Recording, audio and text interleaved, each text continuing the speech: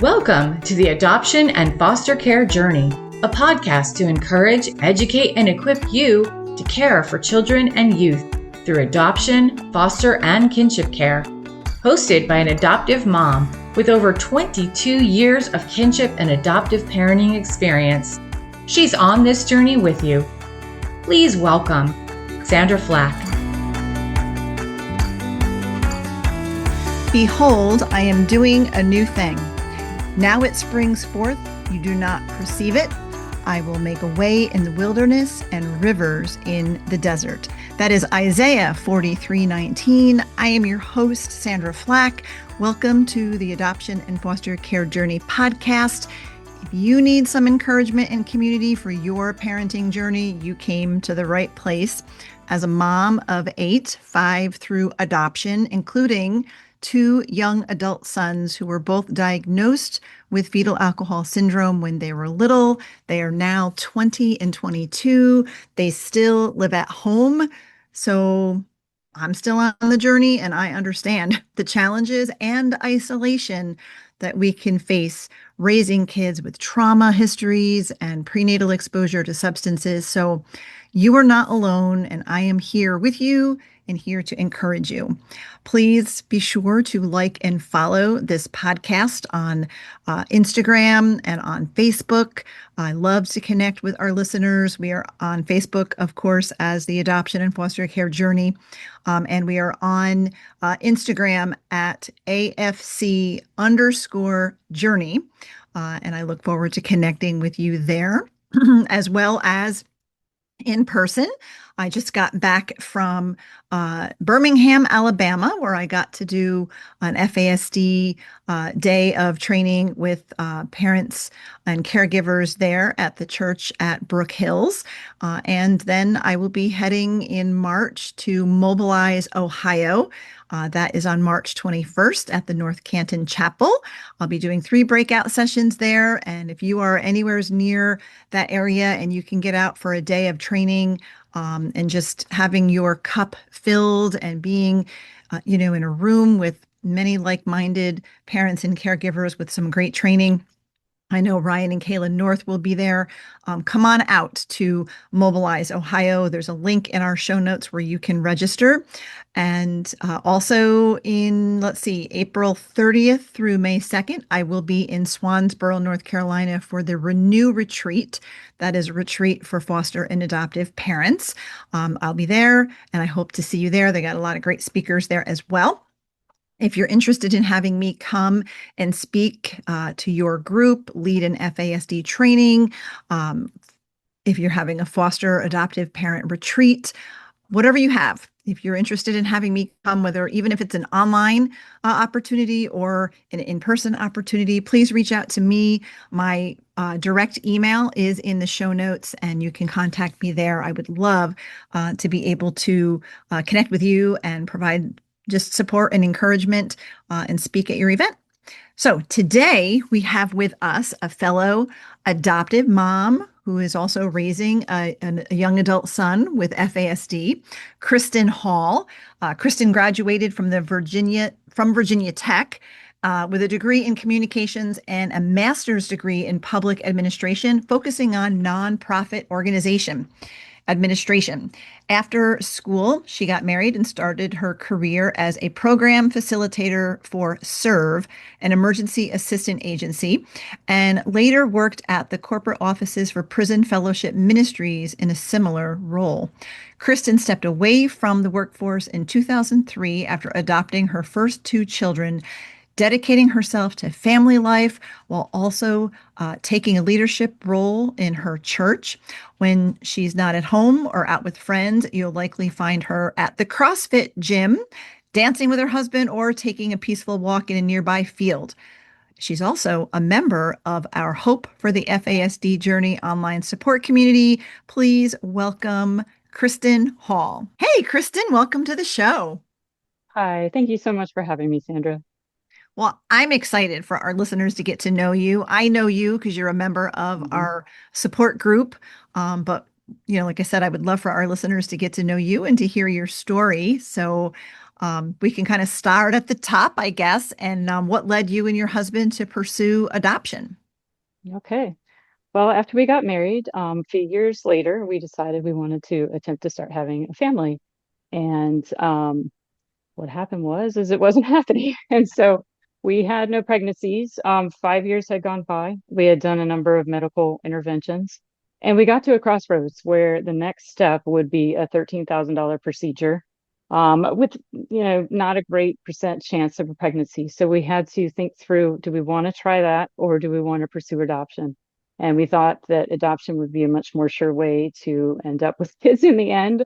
So I can't say we had a particular heart for adoption going through all this. It's just where God had the heart for it, and He was putting us in that direction. We didn't know it at the time.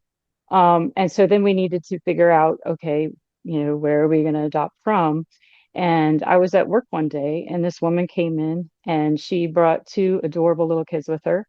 And I remember being very jealous. I did have a lot of trouble with the fact that everybody seemed to be having kids and we were not able. It was a very, very difficult time in our life. And I remember thinking, oh, okay, she has kids, whatever. But then I was talking to somebody and they said, she adopted those two kids from Russia. And I thought, well, that's interesting. And then I had gotten a magazine and it also was highlighting Russia. And we were only talking about one kid at the time. But then we started thinking, well, maybe two would be kind of neat.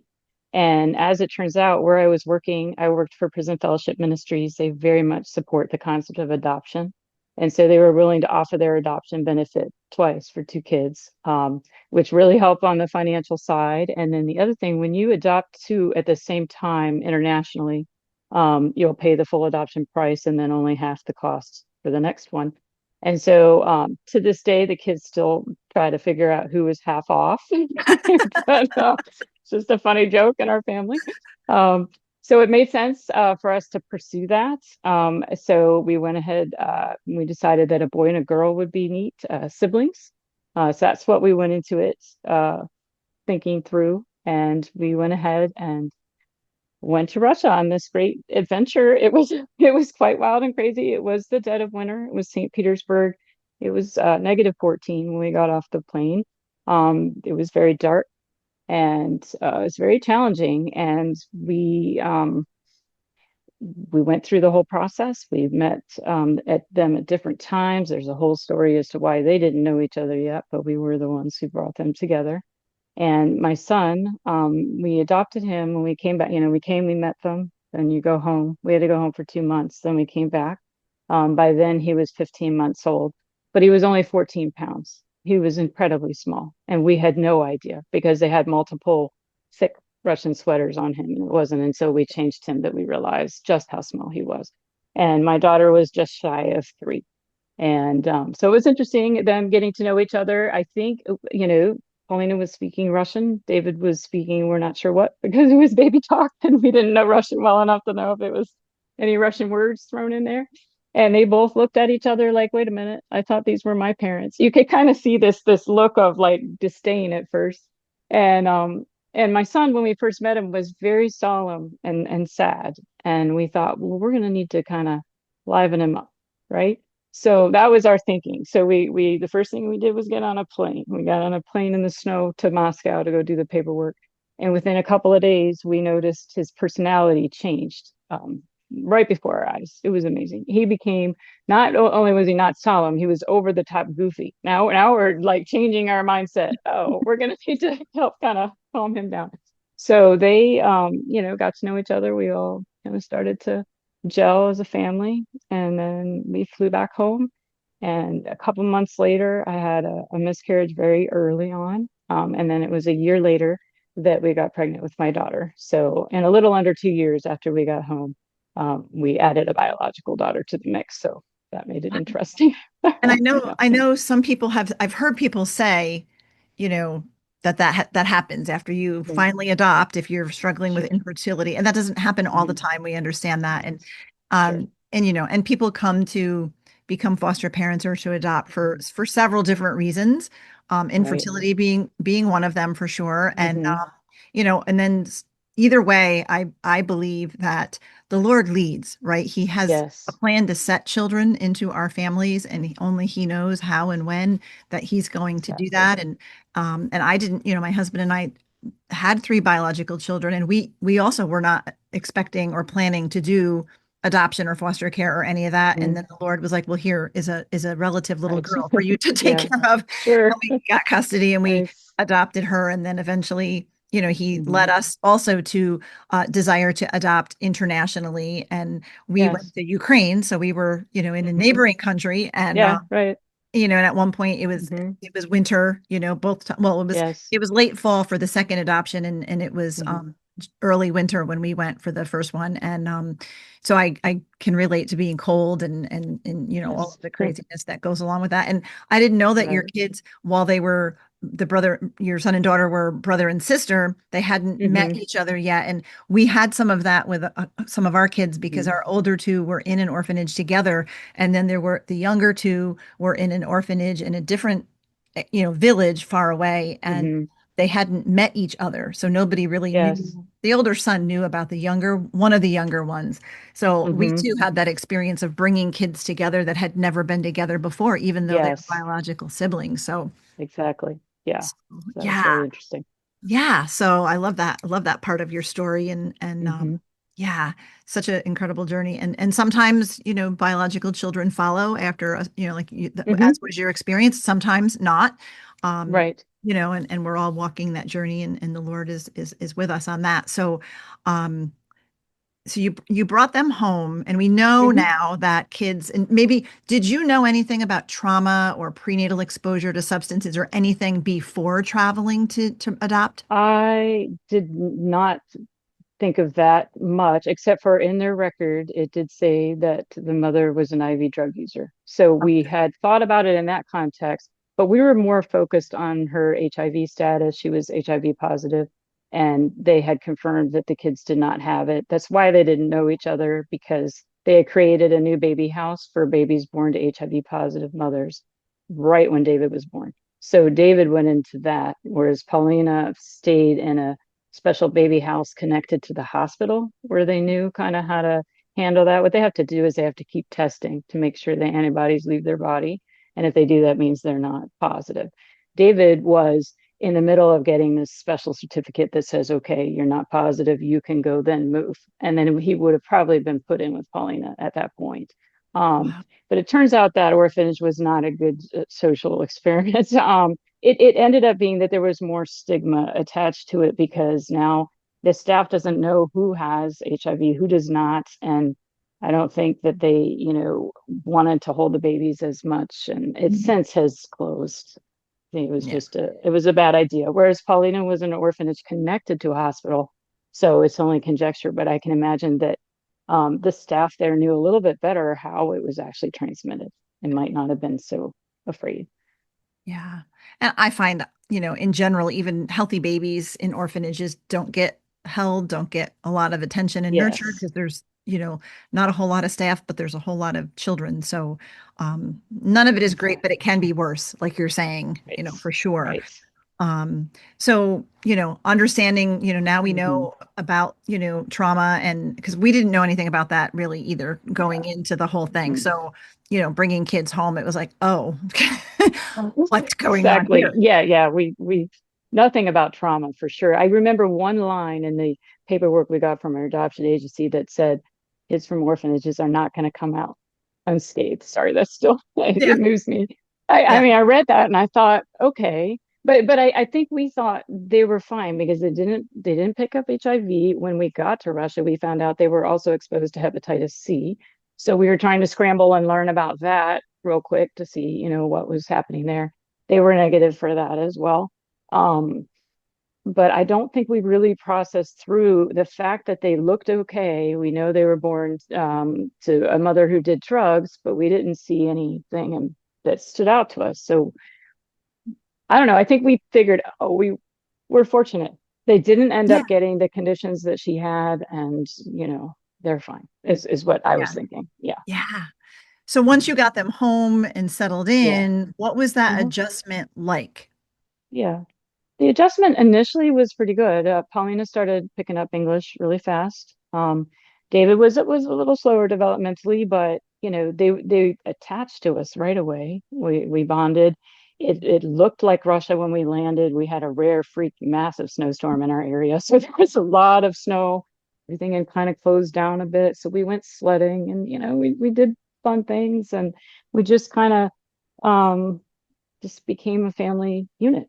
It was a little bit after that we started to notice some things. Yeah. So what were those things like? What were the things that you started wondering what's Sure. going on? Yeah, we noticed Paulina didn't have any particular developmental situation, so she, was doing things at regular times. David had some differences that we weren't exactly sure how to process that. It was like some of the earlier things were we would give him something to do, and then we'd say, okay, can you go do this? And he would have trouble with two things.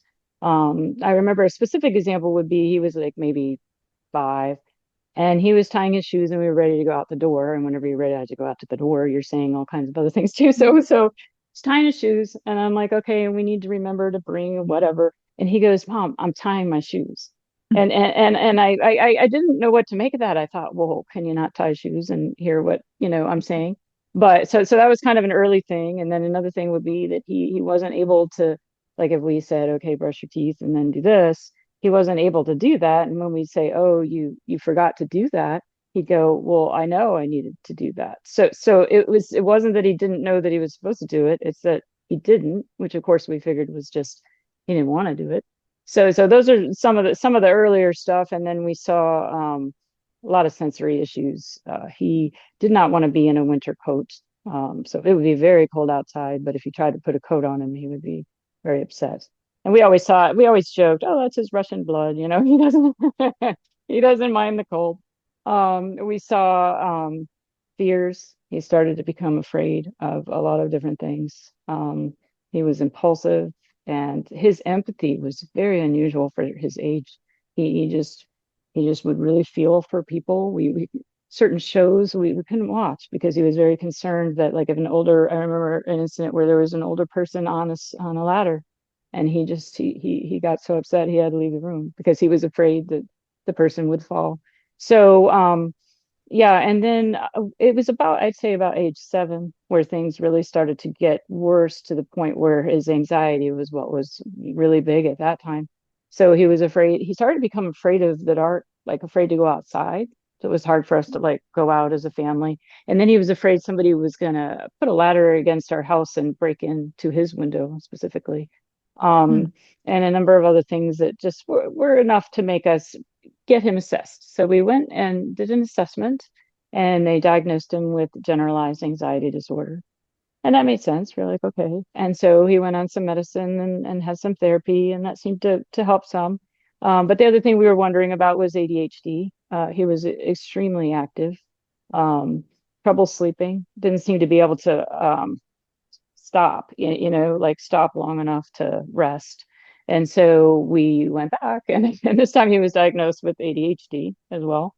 That was when he was about 9. And so he went on some medicine for that. And, we tried different things and whatnot. And we just kind of went along until middle school. And that's when things really got difficult. That's when the difference between him and his peers got so great that he couldn't keep up with them socially. So he gravitated more towards younger kids. And then also the assignments that they were giving at school was kind of a unique issue. He could do the assignment. That was never the problem. The problem was he couldn't write down what the homework was. And when you Hmm. have multiple teachers in middle school, you have to write it in your agenda, is the way they did it. And he couldn't do it. And the reason he couldn't do it is because he would get distracted right around the time, and they had different ways of saying it. Some would write it on the board, some would say it, some would, so it got missed. And we spent so much of our evening just trying to recreate what the homework was. And it wasn't even doing the homework. It was just, what is the homework, So then so it was a very stressful time. He started to have issues with bullying, couldn't get along with people. He was having trouble at school making, like, poor decisions. So when it got to be the end of seventh grade, he asked if I would homeschool him. And so we made the decision to go ahead and homeschool. And so eighth grade and ninth grade, he was homeschooled, which did take some of the stress off of it, although it was very hard. Homeschooling him was difficult because at this point, as he's getting older, his issues with impulsivity and with rage were getting very big. So we're trying to do math and he's throwing things or hitting walls, that made it, kind of challenging. So we were, doing that. Then in 10th grade, we decided to go ahead and have him take 4 classes at the school, do a shortened schedule. It's a different sort of idea. And that went well. So we thought, okay, that went well. And in the middle of that, we thought, we're seeing a lot of it seems like we were seeing all different sorts of things at different times, but that time we were honing in on that we saw a lot of repetitive behaviors and a lot of inflexible thinking, which are kind of key traits for autism. So we wanted to have him tested for that. And I remember that was that diagnosis in particular was interesting because we went in his room to say, hey, we're going to do some more testing. It's always not really his favorite thing to hear. And he goes, oh, well, would it be for autism? And we said yes. And somewhere along the line, he had noticed that he had met somebody with autism and he noticed that he saw himself in that person.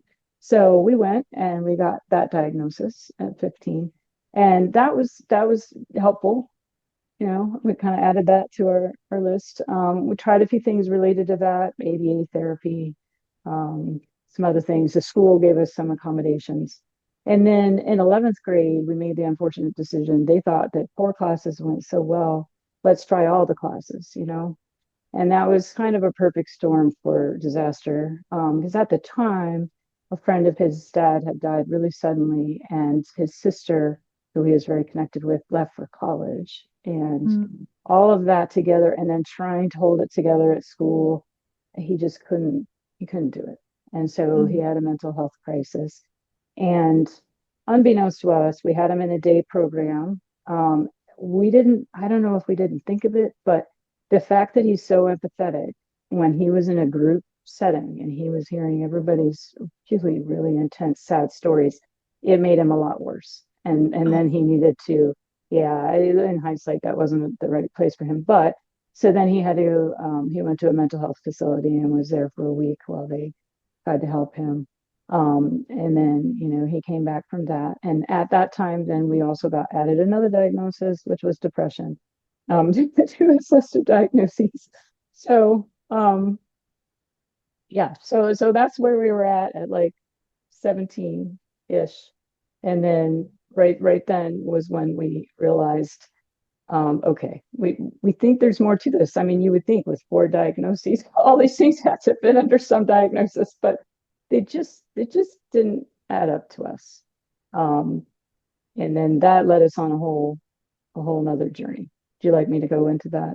Yes, because that was going to be my next question. Your journey really to discovering that your son is on the FASD spectrum. So tell us about how that came about.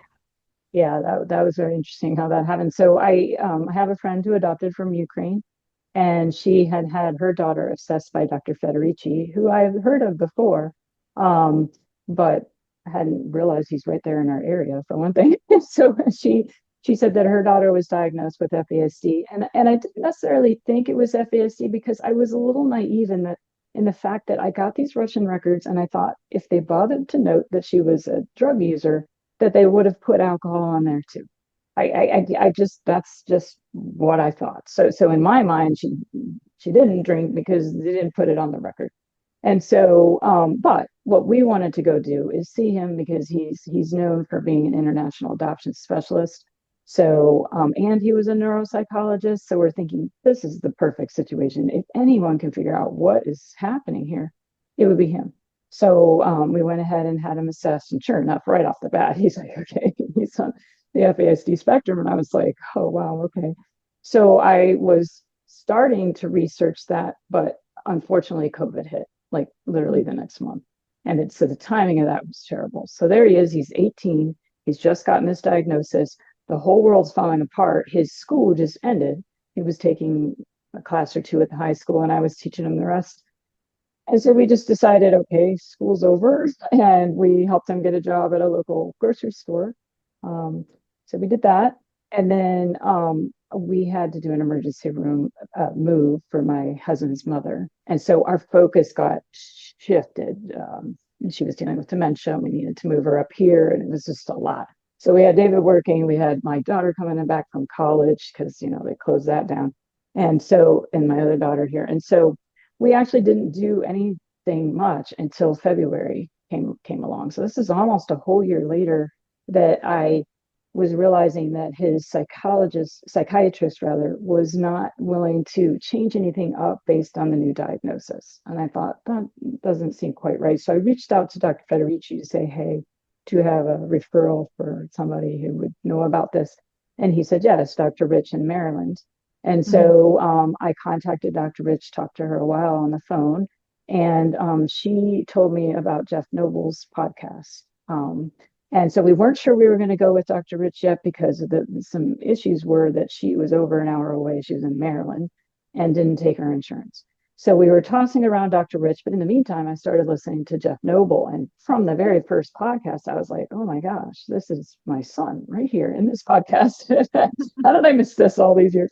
So I started doing that, and eventually went to his free caregiver kickstart and read his book, read some other books.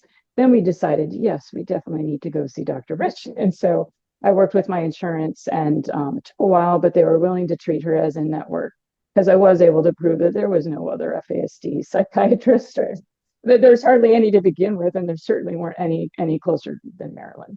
And so, and you're in Virginia, correct? I'm in Virginia. Yeah. Okay. Yeah. And so, and she was able to do telehealth. That helped so much because of COVID. That's why. There's no other reason, because she can't telehealth, or couldn't once COVID ended. So we were able to do a lot of it online, and it was covered. So it was a huge blessing. So what she did is she validated me. For one, she said, he's doing really well for his diagnosis. And I thought, oh my gosh, this is the first person who said he's doing really well. You know what I mean? I had always been thinking, what's going wrong? What am I doing wrong as a parent? And since she was on the team that created the algorithm for FASD, medication algorithm, she was really the right person to be. I didn't even know she was on that. I didn't find that out till later when I was in your group. But so she was able to switch up his medicine, and he came into it very defeated. He's like, nobody's been able to help me with my sleep, especially. Why do we think she's going to help? This and that. And he was pleasantly surprised when she was the only one who could get his sleep. It's still not 100%. I don't know that that's possible, but it's way better than it ever was under any of the other things. And she tweaked it to where it fit his brain better than what he was on. So we saw some changes there right away. And then I started listening to some Christian podcasts, which I appreciated, because then I started to kind of broaden I was like, oh, well, maybe there's some Christian podcasts out there. And I didn't run across yours, but I ran across Natalie Vecchione's FASD Hope, and then Robbie Seal, hers. So I started listening to those. So I just have kind of like all this research percolating, and then we started shifting our parenting around to match kind of what we were reading, hearing, and understanding finally. And then it was through that, somewhere along that journey, not sure where, that I found out about your support group. It took me a while to join. I did know about it for a while, but we had another parent who was very sick, and they had died. And then right after that, there was a wedding for my daughter. So once my life kind of became a little more calm, I gladly joined your group. It's been a huge blessing. So I'm probably thinking, because so many things overlap and are similar, because I started when my boys got diagnosed when they were little, but there was nothing out there then. And then by the time they were teens, it gets harder, right? Yes. And then I happened to stumble upon Jeff Noble's podcast, and I was like, oh my goodness, I started learning a lot there. But I knew Natalie Vecchione. She used to host the FASD Hope podcast, which isn't active any longer. But I knew her for years. She was actually from New York as well, now lives in another state, but she actually was the one that she and I were having some conversations because her son had gotten diagnosed as a teenager with FASD. So we started Nice. talking, and then she and I started just kind of meeting monthly on a Zoom just to kind of encourage one another. And then the Lord really inspired us to start the group. So I originally, Natalie and I originally started the Hope for the FASD Journey. And then a couple of years ago, she had to step away, just some things going on in her family. And so then Debbie Raymond, who you also know, she co-leads now with me because I can't carry it all on my own with all the things. So she's a huge support. And I know Debbie because she and I both took the training through Facets to become facilitators. We were in the same group for that. So we got to know each other there. So yeah, I feel like, it's a journey and we all kind of end up where we need to be and find what we need to find. So, and I also love how you've been kind of, peppering or dropping breadcrumbs. It must be lunchtime, right? So I'm using food analogies, but you've been kind of dropping these little breadcrumbs of all of the characteristics in the symptoms and the challenges, right, that your son had and that your family faced. And those are really characteristics very common with fetal alcohol spectrum disorders, right? From sleep problems and the ADHD piece and the impulsivity and the memory and the information processing and all of the things. Very, very common. So, I feel like I'm sure listeners who may not really know a whole lot about FASD yet, there's a lot of listeners nodding their head saying, oh my goodness, you're describing my kid, right? This is what's going on at our house. Right. Exactly. And, yeah. So many, of those symptoms, right? And so Kristin, as your son gets his diagnosis, you're learning these things. I love that you reached out to Dr. Rich and you were getting help there. As you've been on this journey now for a number of years, what are some of the ways that you parent differently now, understanding that your son has a brain difference because of the alcohol exposure? Yeah, one of the things is my husband calls it bluff bottom line up front. When we talk to my son, we need to just be very concise, say what you're going to say, and then leave. We kind of stumbled upon that one, but honed in on it more after we got his diagnosis. But one of the reasons is like, something would happen and we would explain all our thoughts about it, this and that and the other. And he would just get really angry and tell me to shut up. And then this is back before we knew fully what was going on. I'm thinking, well, now I need to correct the fact that he told me to shut up. I'm all focused on the fact that he was mean to me and this and that. And there was a lot of turmoil when we didn't really understand this. And what he was trying to say, but he was not mature enough to say it, was that is too many words. I can't process that many words, but he couldn't say it that way. So he just kind of was, a little more direct about it. So we changed the way that we interact with him. We are much more concise in what we're trying to tell him at the time. And then we are giving him the space that he needs. Because naturally you want to correct a problem as it's happening. Person says, shut up. Why did you say that? Or, you want to talk about it. But for him, he needed a break. He needed to have us walk away, and he sits in his room for a while, and then he would come back when he's ready to re-engage. So some of these things, it was interesting. There was a few of the things that we stumbled on that we just happened to be doing. And then when I saw them in the FASD world as things that you'd want to do, I was like, oh, okay, well, that's why that actually worked. We didn't really know why or whatever. But now we have a whole lot more things. And, you always hear brain, not behavior on Jeff Nobles, and I'm sure you've talked about it and heard it a number of places. That was pretty key. That we had never thought of. We reoriented everything because we thought we needed to, I don't know if you want to use the word fix, but fix the things that aren't working so that he could navigate the world. It never occurred to me to accommodate, to help support him so that he can function in the world. I don't know why I never switched that lens around. I think because I was a little caught off guard by the raging, and he started to have a lot of problems with lying and stealing. And it just seemed so purposeful because he would know what he's supposed to be doing, but then not do it. And so there was a lot of, we didn't know why he was doing any of that sort of thing. So thinking brain, okay, it's his brain, and this is a symptom of the brain condition. That was a huge epiphany moment for us. So, and when I can remember that, it puts a lot more into context, that a lot of things that he's saying can seem really hurtful or really whatever, but half the time it's not even what he means, or he's saying it because he's got another need, but he doesn't know how to articulate it. So just giving him that grace was very helpful. And then just the fact that we pressed on for the diagnosis, was super helpful. That if it didn't fit, I encourage other people, if your diagnoses aren't fitting, maybe there's more to it. But definitely the accommodations, the stressing exercise. He likes to do CrossFit, so we, made sure that was a big part of our lives. And we helped him.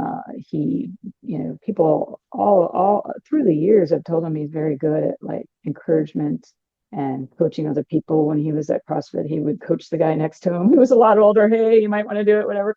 So his coach encouraged him to be a coach. And so later on, he did get the training for that. So we kind of assisted him with whatever gifts and talents that he had, and kind of focus more on that instead of thinking, oh, he needs help with this, this, and this. We helped him develop a network at church of guys who are real solid, can kind of help him with different things. And yeah, just a lot of changes happened rather quickly. And what was encouraging about that is we saw it was probably a combination of the change in medicine plus the change in parenting. But the amount of raging and getting overly angry, it went way down, and that things were much more calm in our house, especially when what a better way to interact with your child that can make a difference. Yeah, because actually the anxiety and depression and frustration and the anger and raging and all of that are actually secondary symptoms, right? As you get into this and you begin to understand how the brain works, when an individual with a disability is not adequately or properly accommodated, they can become very frustrated, right? And the more we demand that they, perform and try harder and you'll do better, and they really can't, because it's not how their brain works. That frustration and anger, it's very common. Those are secondary symptoms. But when we start recognizing the brain, like you were just saying, and can support the individual, because this is a brain-based, FASD is a brain-based physical disability that affects the brain and the body, but we call it an invisible disability because you can't tell somebody has it by looking at them. The symptoms are all of those behaviors that we're trying to fix. And then the more we try to lecture and fix and consequence and punish, the more frustrated and aggravated and angry they get. So if we can, do those accommodations, and like you said, we have to learn to parent differently, just like when we learn about trauma and the impacts trauma has on our kids, that's parenting differently using, the connected parenting principles and all of that. We're already on that track to parent differently.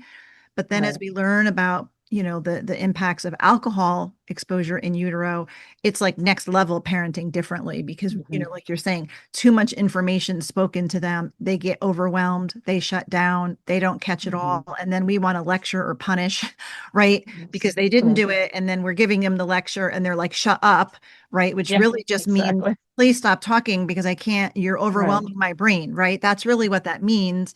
And that, so then as traditional parenting, now we have to correct that because you said something you said. So it just like snowballs and explodes really. But as we learn how to better accommodate our kiddos, then that decreases a lot of that. And you said that you were seeing that. So what are just a few of the things that you've done that you're doing now that have really helped? Well, one of the things we do now is we don't do a lot in the evenings. He works now, and so we don't do a lot of like trying to get things done or trying to whatever. We're recognizing that his brain needs a whole long time to reset.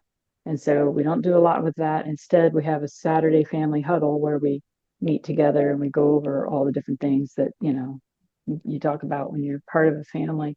And I think that's helping a lot just to keep, we have things very routine, his medication's a certain place and he takes that, he goes to work. he likes to have the same lunch every day. So we have the same lunch, when we come home, we have dinner. So just keeping these kind of just calm. And if there is a change, recognizing that the change is very hard for him. And so we need to think through what can we do to help that change be better. Like right now, we're in the middle of remodeling our entire main floor, and that's hard. So, so recognizing, okay, this is hard for him, instead of like, oh, he just has to fit into whatever anyone else is doing. Instead, accommodate for that. He gets to be part of the demo, and so he's excited about that. So, yeah, those are some of the things we've tried to do more recently, because he's 24 now, so he's working his job, and then he's coaching several evenings a week. I go to his class. He has gotten me into CrossFit, which is amazing. I never thought I could do CrossFit. CrossFit is not easy, but I was determined to take his class because I thought it would be fun, and it's turned out way better than I expected. So, Sandra Flach, host of the Adoption and Foster Care Journey podcast, and FASD educator Debbie Raymond invite you to join Hope for the FASD Journey, a virtual support community for parents and caregivers raising individuals with fetal alcohol spectrum disorder, diagnosed or not. This faith-based support community meets online 3 times each month, features special VIP guests, and a private Facebook group for members only, which includes Soul Care Saturday video devotionals led by Sandra and Deb.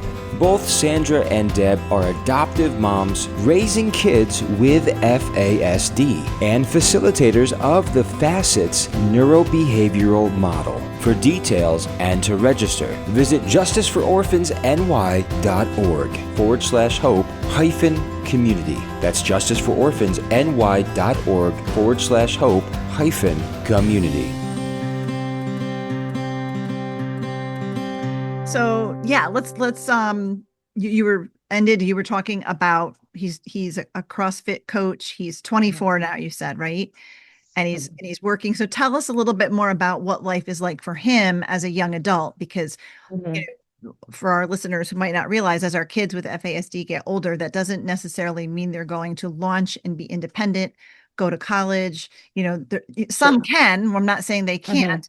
But most of the time we see that they're really needing to be home longer. They need more support. So tell us what that looks like for your son. Yeah. And so what we did is, when he was, so he worked at the grocery store, and then that fall, we changed his homeschooling up a bit to make it more life skills oriented. So it matched more like what his interests were. He has an interest in cars. So he did go to community college, and instead of doing a 2-year program, he did it in 3 years. So that allowed it to be something that he could process. He could take his time. He could get a little older while he's there before he's entering the workforce. And so what we did is we kind of came alongside him and supported him with employment. So when it got to be the time where he was needing to apply, what his biggest struggle was finding the jobs and the executive functioning that one would need to fill out all the forms. So it wasn't even really that he couldn't do the job. He could do the job just fine, but the paperwork to get there was going to be the biggest holdup. So I just decided, we had tried different job coach situations, but it became challenging because I would try to explain the FASD, and they didn't quite get it. And so and that's what we did for his first job when he worked at the grocery store. And that job did not last because of some impulsive decisions he made. But that was when the job coach kind of pulled back, because they thought everything seemed fine, because they weren't understanding what I was saying about what's really going on with the disability. So I just decided, okay, my job is going to be the job coach, which is kind of strange, but I figured, I felt like I knew him. I knew what he needed, and it was hard to transfer that to somebody else. So what we did is we looked, but we only looked a little bit each day. Like, it wasn't much. And we looked on Indeed, and I would sort through, and I would identify which jobs could be potentials. And then we would fill out applications. That part we would do together. And then any interviews, I would write out an interview sheet of possible things, he could say and they could say. And I was in the other room, around the corner, kind of helping him with that. And so we got to the point of he got an offer, pretty quickly from United Rentals, but then the position froze. So then he didn't have a job, and that got tricky. So we needed to work with that time. And that's when he went and got his license to become a CrossFit coach, which was a huge blessing, because then he had the time. He would not have had the time to become the coach, but we had several months where he wasn't, doing anything. And then we had him take a temporary job. So kind of to get some job skills going. It turned out that was great as well, because then he could work out all the kinks in the temporary job of what it's like to get up and go to work and bring your lunch, and all of the stuff you have to kind of keep straight. He had worked through all that. So by the time the position, because it was the same position, it got unfrozen, and then 6 or 7 months later, he was able to start in that job. And so so we support him with various things related to that. Like, we make sure the medicine is hanging on the door so that he makes sure to take it before he goes out. And then he's got, we purchased the lunch food, so he's got that, so he can easily take that. And then we just kind of try to keep things relatively going. So we're kind of being interdependent about it. So he's, we help him out with different things. And honestly, he's helping me out. He's a huge help with my physical health as far as my exercise, So at home, he'll say, hey, how about I make you, like on days I don't go to CrossFit, he likes to make me a CrossFit workout to do in the basement. So that's kind of nice. So we all kind of work together. He's very good at doing stuff, with lawn mowing and helping with different mechanical things. So we have him doing those things as part of his chores. So we all work together. It does work. It's hard. I do think it's hard for him to work all day. It's difficult. That is his desire. He wanted to work full time. And so that's what he's doing. And, he's getting up, he's doing that part on his own. He likes to be early for it, which is really great. He's determined to get there and work hard, and we appreciate that. So, yeah. Yeah, no, that's great. And I do find that very common, where in really people with FASD, especially, their brain has to work so much harder just to do the things that everybody else's brain can do. So after work, whether they're working part-time or full-time or whatever, it's exhausting because they need that rest. And I find that, both of my boys, one does work full time, comes home, and most of the time takes a nap before he does anything else. And then my other son only works Friday nights and Saturday nights as a dishwasher, but we don't demand anything extra from him on the days that he has to work or even the next day. And we let him, because he works nights, like 6 p.m. to 11 p.m., sometimes midnight if it's really busy. So we don't demand, we let him sleep in the next morning. So sometimes he'll sleep in until noon. Sometimes he'll sleep in until 1, and we will let him because we know that his body need that rest. Yes, exactly. So it's just understanding that is really, really huge, because it can be very hard. A lot of people with FASD, that full-time employment is almost impossible, right? It's just hard. It depends. It's a spectrum, depends on where they are on the spectrum.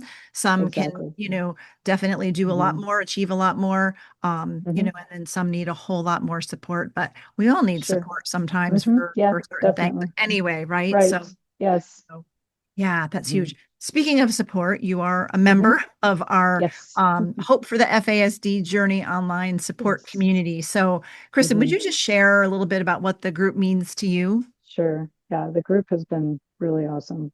You and Debbie do such a great job. I love the support. Just having other parents on there who get what I'm talking about and praying for each other is really amazing.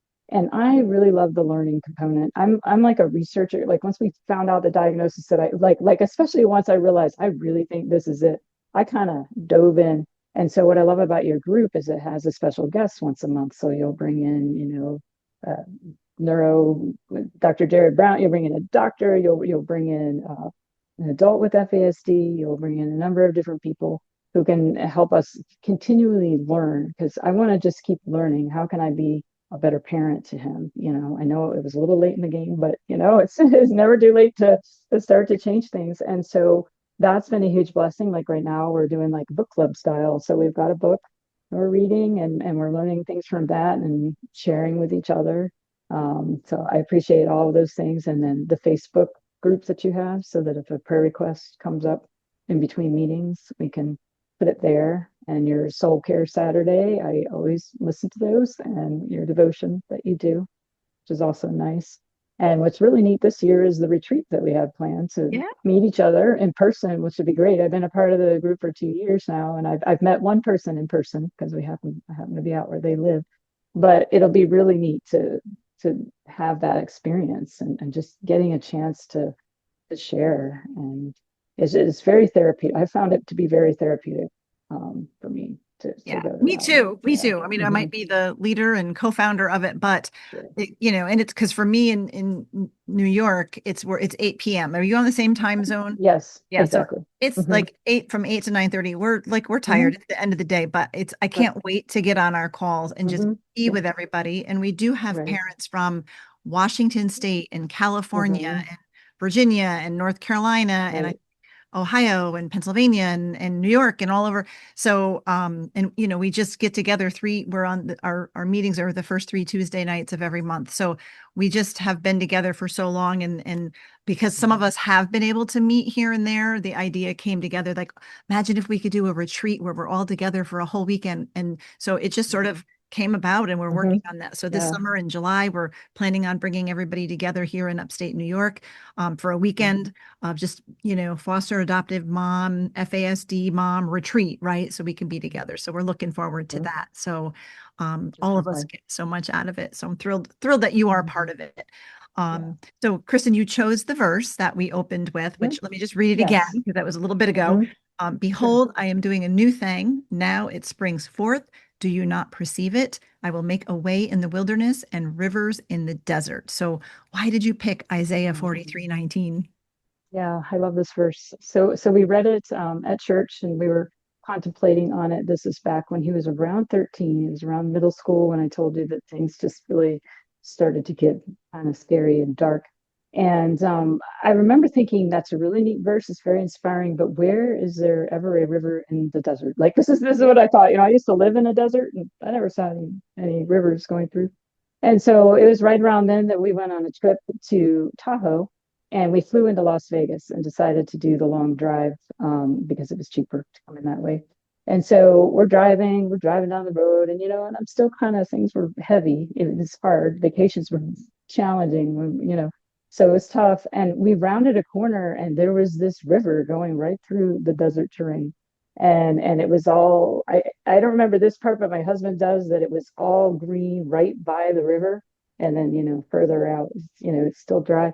And I just felt like God was trying to tell me, he can make a river through this desert. This is a dark and hard time, but he's like right there with me. And it was really neat to think about that. And then the verse came up again. You know how verses come up different times in your life. It came up again after we had come off of 4 years of there's several deaths and COVID and all this stuff was going on. The verse came up again, and I started thinking about, this is kind of a new beginning. We understand his diagnosis now. We're changing things. He's working. I'm, starting to move into some different things, and I just see, all along that God was there, and he was making these ways. I just didn't always know what, where is that river, but it's been really neat. So that's why I chose that. Oh, I love that. We all need to be reminded, because we do all walk through those times of whether it's wilderness or desert, right? Where, knowing that the Lord can provide that river exactly what we need, right? When we need it. It's such a great reminder to just trust him in those hard seasons, right? We all need that. And as you know, our listeners are primarily foster and adoptive parents like us. Many of them probably raising kiddos with FASD. So, Kristin, as we wrap up our time, would you just leave us with some encouraging words for our parents and caregivers that are listening? Sure. First off, I would just encourage you to persevere. This is a hard journey, but if you're on it for a reason. God has you in this place, so He wants you there. And so I would suggest getting involved in some sort of support group. If it's a different diagnosis, find a group of people who can relate to that, and they just kind of help you through the difficulties, having those people alongside you.